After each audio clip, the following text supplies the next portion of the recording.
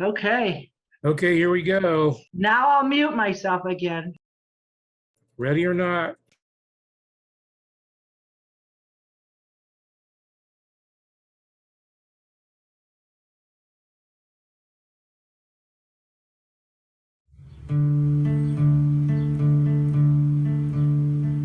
Two more gathered in my name, I am there. Three together make a claim, I am there. Four more can open any door. 5 and 6 can play some pretty tricks. It's all one thing. Let me hear you sing. It's all one thing. Let me hear you sing. It's all one thing. It's all one thing. It's all one thing. Can you reach and catch a moment in your hand? Can you pull a perfect flower from your mind? Open your eyes, smile wide. World is lovely inside. It's all one thing. Let me hear you sing. It's all one thing. Let me hear you sing. It's all one thing. It's all one thing. It's all one thing. Wind will blow seeds everywhere. Love is flaming across the air. Jump and fly, let it go. Something hidden in the snow. It's all one thing. Let me hear you sing. It's all one thing. Let me hear you sing. It's all one thing. It's all one thing. It's all one thing. Would you say that God is in a bush? Would you look for Buddha in a tooth? Close your eyes, open wide. Answer can be found outside. It's all one thing. Let me hear you sing. It's all one thing.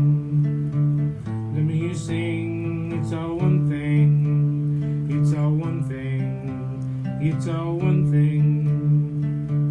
Let me hear you sing. It's all one thing.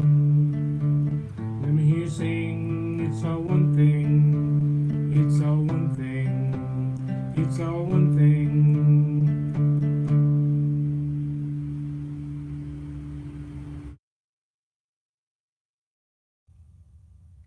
Hi, my name is Ken Claiborne. I'm a member of the board of this congregation. I'd like to read our mission statement for you this morning. UUFE is a welcoming community, encouraging religious freedom, nurturing individual, spiritual, and ethical growth, celebrating diversity, and promoting a just and sustainable world. Thank you.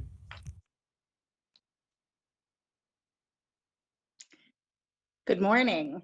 My name is Amy Kaliza DeBeck, and my pronouns are she, her, and hers. And it is my privilege to serve the Unitarian Universalist Fellowship of Elkhart and to welcome you on this end of daylight savings time Sunday morning. So if y'all are watching this later because you did set your clocks, welcome. Our fellowship life announcements are a little long this morning. I'm going to start them off with a very happy announcement. A new church baby has been born. Ashley and Juan and adorable big brother Leon welcomed Ashton a couple of weeks ago. I will never forget a few Christmas Eves ago when I saw the very pregnant Ashley come in for our Christmas Eve service, and I hoped fiercely throughout that service that our sanctuary would not become a nativity scene. Leon was born a couple weeks later. In more baby news, some of you might remember Abby Holling. She and her BFF, Louie, came to us in their senior year of high school. I've lost track of the years, but I think it was about 7 or 8 years ago. Abby has gotten married and, yes, added another church baby to our ranks.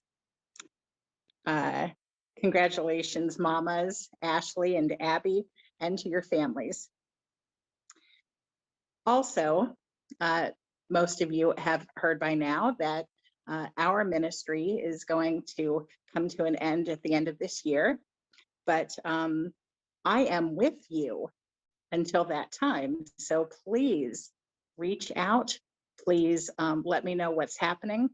And in tomorrow's or sometime this week, in an email from Ron, it's going to come to you that I'm learning how to use a new program called Calendly so that you can sign up and register for a personal conversation with me before the end of December. And I hope that when that comes out, I hope that you will use that program and sign up for a conversation so that we can talk about what we've meant to each other. It's interesting to be in the last weeks of a ministry with all of the committees and all of the boards and figure out how to walk that fine line between saying goodbye well, but not trying to set things up how I would like them to be after I'm gone. Some of you know I like to set things up and trying not to. But here's what we've decided. It's still a good time to have the pre-scheduled UUFE orientation classes, because I know a lot of you have been following us during this pandemic, and I know that there are people who want to become members. So let's do it. On November 14th and 21st, we will have those orientation to UU classes. They'll be from 4 to 6 p.m. In the sermon, there will be specifics. If you've been thinking about wanting to join, please think about attending those classes. I call them classes, but they're really just great meetings. And at this time, we're hoping they can be in person. Let me or Annette Long, who is membership chair, let me or Annette or somebody who's going to talk to us, let somebody know that you're interested in those classes, and we'll put you on the list to call on Friday and let you know if it's going to be live or if it's going to be online. Sadly, we also have a death in our extended church family also. Our minister emeritus, which means Gordon is not the person who died, by the way. Our minister, Gordon Gibson, is our minister emeritus. He served this congregation from 84 to 2004 with distinction, and upon his retirement was given the title of emeritus. And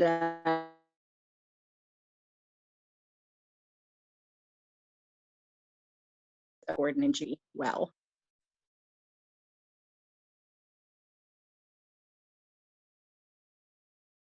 And I didn't write down the other name. I'm sorry, I can't recall. They had 2 daughters, and their younger daughter, Shirley, died on Thursday. You broke up a little She bit, had her Amy, family so you around might her. want to repeat the names again. Okay. Gordon and Judy had 2 daughters, and their younger daughter, Shirley, has died. She died on Thursday with family around her. She had her husband, Tim, and her kids, Georgia, who's 19, and Milo, who's 16, almost 17.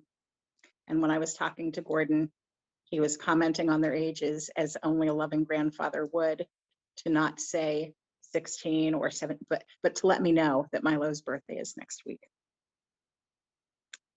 We hold love, we hold healing, we hold them in our hearts. And the address is going around on the weekly email care line if you'd like to send Gordon and Judy a card. It's a hard time for their family. As for our own local church family, please hold in your hearts Vern Thomas and Dale Kern as they've both been hospitalized this week. Yesterday in Goshen, I picked up the cremains of Doris Stickle from her sister, Anne. And I will be meeting with all of the groups and the individuals who would make such a thing happen as the thing I'm imagining, where we were able to scatter ashes. I'm hoping that first weekend in December, where we could meet outside, regardless of what COVID is doing to the numbers in the county, and scatter some ashes.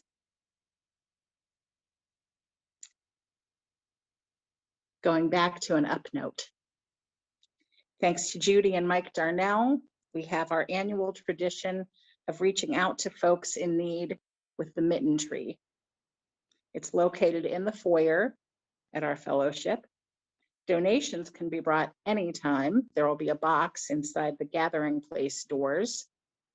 But if you'd like to come and meet with Mike and Judy personally and give your items to them, they will be here Thursdays in November and December, besides Thanksgiving. They'll be here Thursdays from 4 to 5:30. I want to close out this fellowship lifetime by just saying that, friends, we need each other. We need each other in good times and in bad. And may we embark on this period of transition together, however that looks. One of the joys of pandemic, not that there's very many, but one of the joys is the music that we're experiencing. Carl, I'm going to talk about you a little bit more when we get to our sermon ender, the hymn, Let It Be a Dance. I'm going to talk about what you have in common with the author of that hymn. And another joy is that we've watched those French girls grow up, Abby and Lizzie, and now they live in Colorado, but Lizzie is still able to be our pianist. So I hope that you'll enjoy the prelude from Lizzie.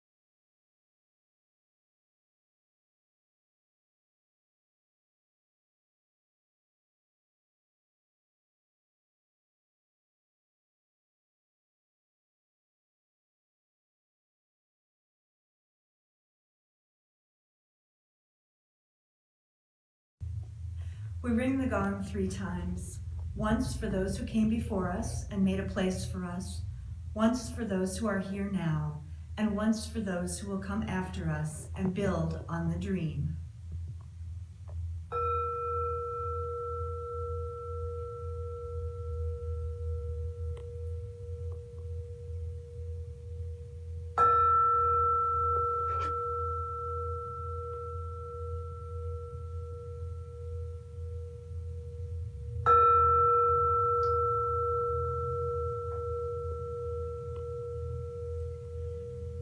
As we light our chalice this morning, we remember our 5th principle, the right of conscience and the use of the democratic process within our congregations and in society at large.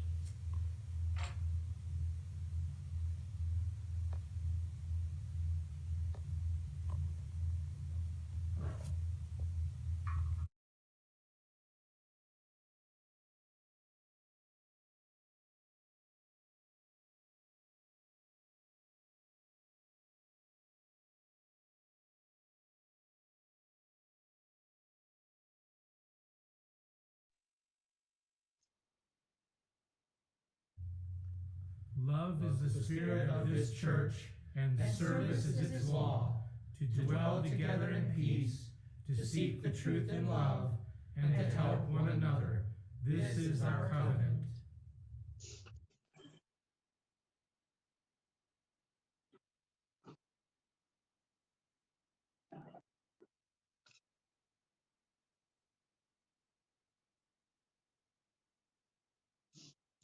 On my order of service, I have that there should be a hymn.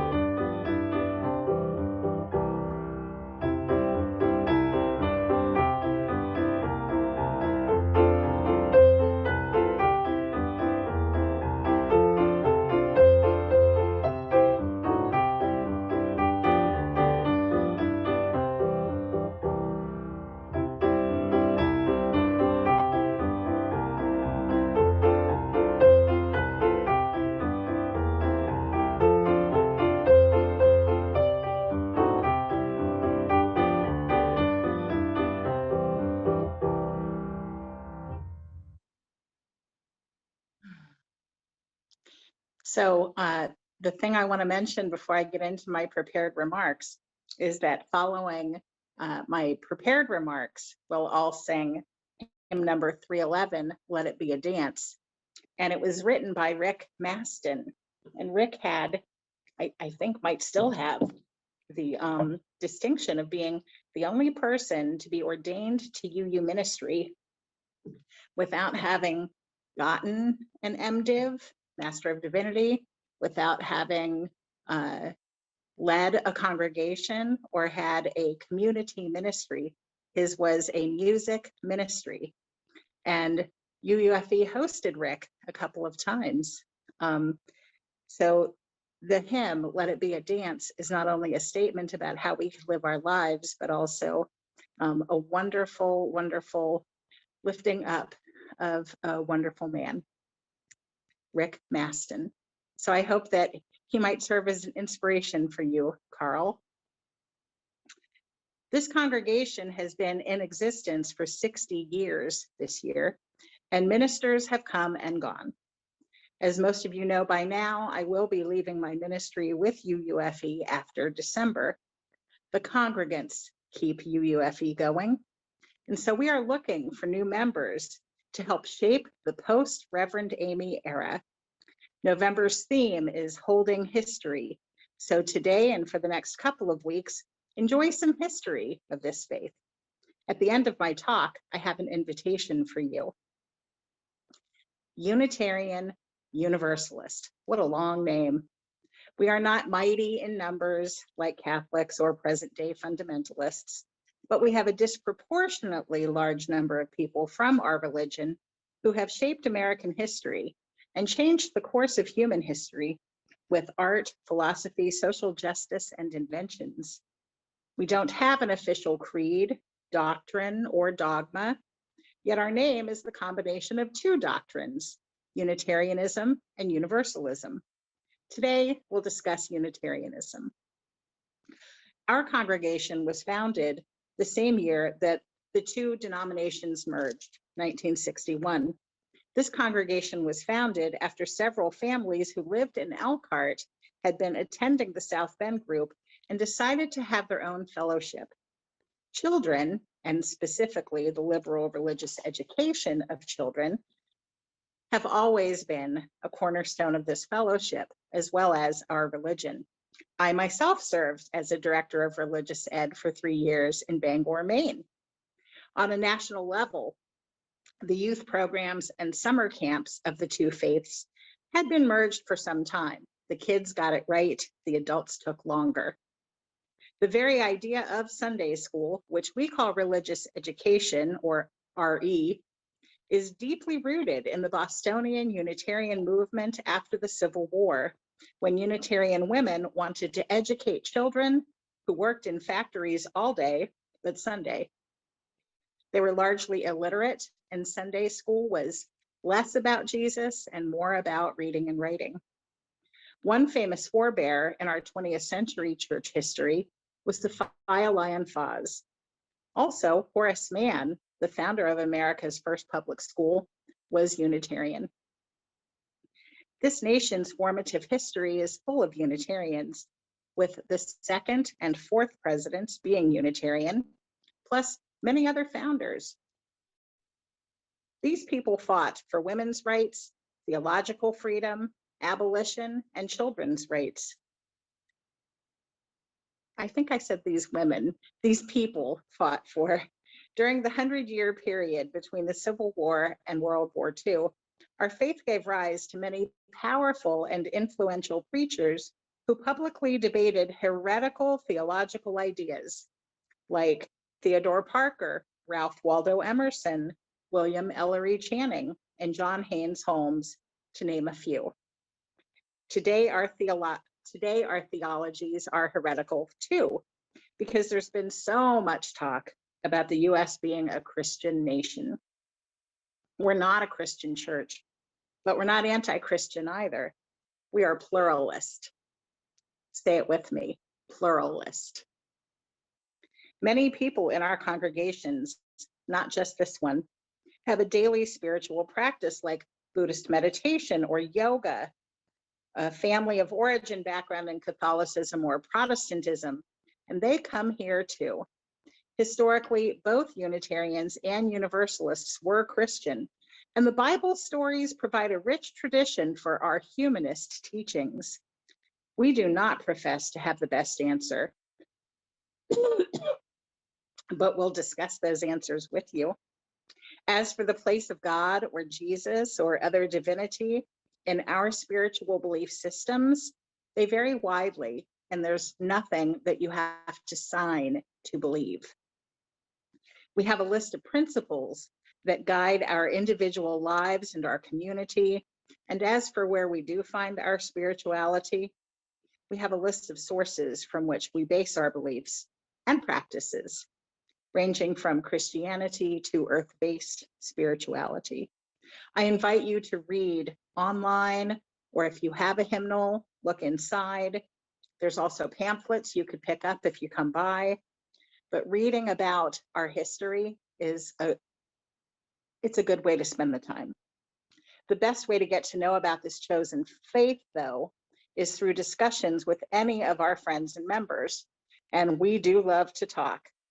I say this chosen faith because, well, it's a book title, but it's also how most people come to us, by choice. There are some UUs, it's what we call ourselves, UUs, but not many who were raised in this faith. Most of us come to it as adults. I've really enjoyed being at UUFE out in the Midwest after being in the New England area where there were quite a lot of cradle UUs. But even just in the time I've been here, I've gotten to know, for instance, the Snow family. When I got here, we still had Roger and Jean, and the next generation's Laura, and the generation after that is Kiridwin. So there are some. Lynn Schmidt had been raised UU in New Jersey. And Carl, I think that you had some UU youth experiences. And some of us, like Moxie, were here as teens and came back as adults. It's generally a chosen faith, but it's a great way to raise kids too. Our religious education programming, when it's not a pandemic, is child-centered with emphases on our environment, on peace, and social justice work. The kids typically just think they're having fun, but they're also learning about being stewards for the earth, standing on the side of love and justice, and loving all of our neighbors. Our first principle is to affirm and promote the inherent dignity and worth of every person. And we do this within community and through outreach into social justice concerns. When asked where we stand on particular issues, we don't stand, we move. For those people who have heard of us, we have about 1,000 US congregations with approximately 250,000 members. We're on the small side. They've typically heard about our peace work, or that we fight for gay and lesbian civil rights. Excuse me, just a moment. Carl, could you go to a clip or some music, please?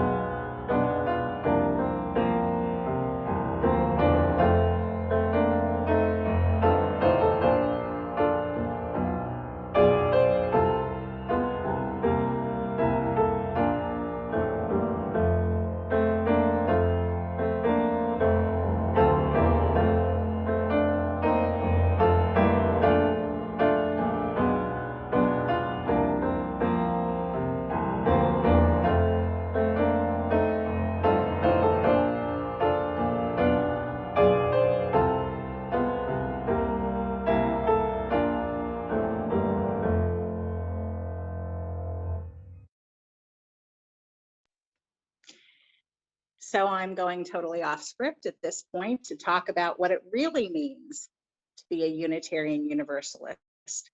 As I am in the sanctuary with Carl hosting offsite and my only other helper being Henry, my 21-year-old son who has been raised UU.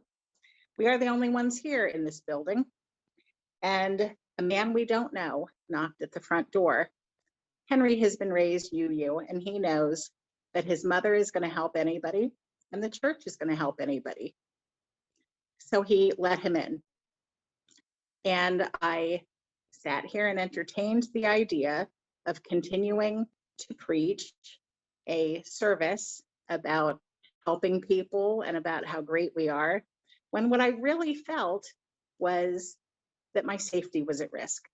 What I really felt is that with just Henry and I here, I don't know if that man simply needed help or if he is upset about our presence in the community. And I needed to ask him to please wait outside until after the service. This is a struggle that all Unitarian Universalists and all humans and all people who are in a building that's just open are going to have. So I will jump back into the script here, but what I want to say to anyone who is missing congregational life at UUFE, or anybody who's been participating in our services or watching our services, this is where the rubber meets the road. Can we really help our neighbors? And can we stay safe ourselves? We need all of us together so that those things can happen at the same time. I'm going to jump back into my previously prepared script. Our Unitarian tradition is steeped in a learned intellectual ministry and a philanthropic laity. Many literary and humanitarian people have been Unitarians for the last 250 years, and so today. The Transcendentalists of New England in the 1830s, Thoreau, Emerson, Fuller, Alcott, to name a few, were all in the Unitarian movement of finding transcendence in nature rather than in doctrine. A lot of us still have Walden complex, where our churches are off of main thoroughfares, tucked back into the woods, like us. Having broken off from Trinitarian beliefs regarding the divinity of Jesus centuries before, in the 20th century, many Unitarian churches ceased to espouse Christian teachings. They halted sacraments. Following the horrors of World War II, many Unitarians joined into the church boom of the 1950s, but their brand of religion was very different from their Christ-centered Protestant neighbors. With an emphasis on civil rights and women's liberation, as liberally minded, humanist, hardworking Unitarians built large churches like All Souls in DC. And here at the end, they were at the forefront of social reform. The merger in 1961 between the Unitarians and the Universalists were for many reasons, among them economic stability. The Universalists owned more real estate and retreats and summer camps, but the Unitarians owned better intellectual property and image. I hope that as hard as we have always fought for equal rights for our LGBTQ plus friends, that someday acceptance will be so widespread that it won't be a central piece of our fight anymore, because everyone everywhere will be welcoming. As for the merger, both movements by 1961 believed in the small U Unitarian understanding of Jesus. Both put children at the center of their lives as vehicles for hope after 2 world wars. and both were politically active in the same areas on the same side. I think we did a good thing nationally 60 years ago by merging these two religions, these two doctrinal religions. And I'm really glad that we started here in Michiana 60 years ago. Each year at our General Assembly, we decide the issues that we'll study, and we usually move toward resolutions that will change the whole world, often beginning with US laws. Equal marriage, immigration reform, fair trade, peacemaking, medical ethics, ethical eating. These are just some of the topics that get handled should you go to an annual General Assembly of the Unitarian Universalist Association. This religion is for everyone, even artists, writers, and musicians. And yeah, I'm thinking about the guy who knocked on the door. You're signing our membership book and bringing your ideas to the table can help us continue to be that beacon of liberal religion in the Michiana region. This week, we covered some Unitarian information. Next week, we'll cover some Universalist tradition. Maybe we'll have an usher or a greeter at the door. On the 21st of November, we will celebrate our congregation. Typically, that Sunday before Thanksgiving has been a bread communion. I hope that you're into baking and perhaps we can figure out some way to share our bounty. If you'd like to imagine a post-pandemic life in Michiana with some great people, think about joining our ranks. I invite you to attend our 2 orientation classes on November 14th and November 21st. Reach out about wanting to attend, and we'll add your name to the list so that we can let you know whether it will be online or in person. It will be those 2 Sundays from 4 to 6 p.m., November 14th and 21st. Usually when we talk about the benefits of joining a UU church, it's a pretty easy sell because you've been here for a couple of weeks, couple months, couple years. You've gotten to know the people and you've gotten to figure out whether your values fit with ours. Along the way, you're able to find good companions who share those values. Now we're in an online situation and thinking about how we might safely gather back together. Working alongside new friends to live our values is a great new start. It's a time-honored tradition of Unitarian Universalists to heal the world. Let's listen to some Rick Maston. I'm going to mess up the order right now, Carl. I'm letting you know that I'm going to give a benediction now and go talk to our friend at the door. Our benediction is from one of my favorite UUs, Wayne Arneson. Wayne wrote the following words. Take courage, friends. I don't know if the picture can show that I've got my hands out to hold all of you. Take courage, friends. The way is often hard. The path is never clear, and the stakes are very high. Take courage. For deep down, there is another truth. You are not alone. I'll come back in for some coffee hour afterward. Blessed be. Amen. And listen to some great music. We're going to have 2 in a row. Let it be a dance and wake now my senses.